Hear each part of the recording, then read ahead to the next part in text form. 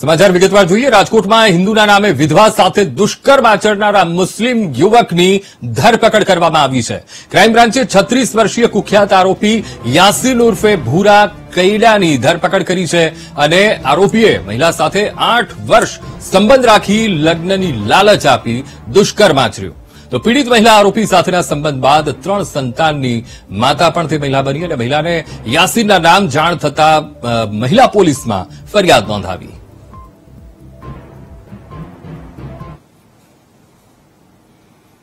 Police સ્ટેશનની અંદર એક ગુનો દાખલ થયેલો હતો થોડા દિવસ પહેલા કે જેની અંદર એક વ્યક્તિ યાસીન નામના એક વ્યક્તિએ એક મહિલાની સાથે શારીરિક સંબંધો બાંધ્યા હતા અને તેની સાથે સંબંધ બનાવવા માટે થઈને તેણે પોતાનું હિન્દુ નામ ધારણ કરીને ત્યારબાદ એ મહિલા સાથે સંબંધો રાખ્યા અને પછી તેને તરછોડી દીધી હતી।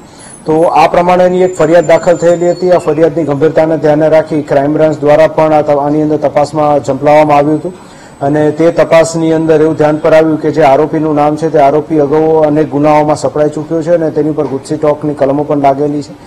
તાત્કાલિક ટીમો દ્વારા આરોપીને ટ્રેસ કરવામાં આવ્યો અને એને ધરપકડ કરી અત્યારે મહિલા પોલીસ સ્ટેશનને સોંપવામાં આવેલ છે।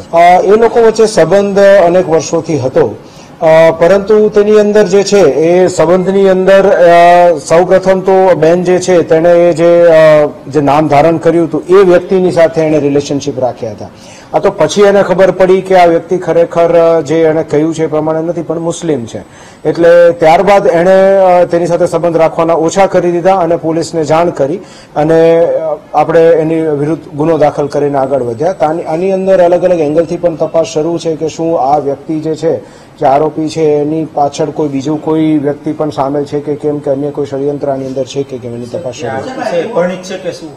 આરોપી પરિણીત છે।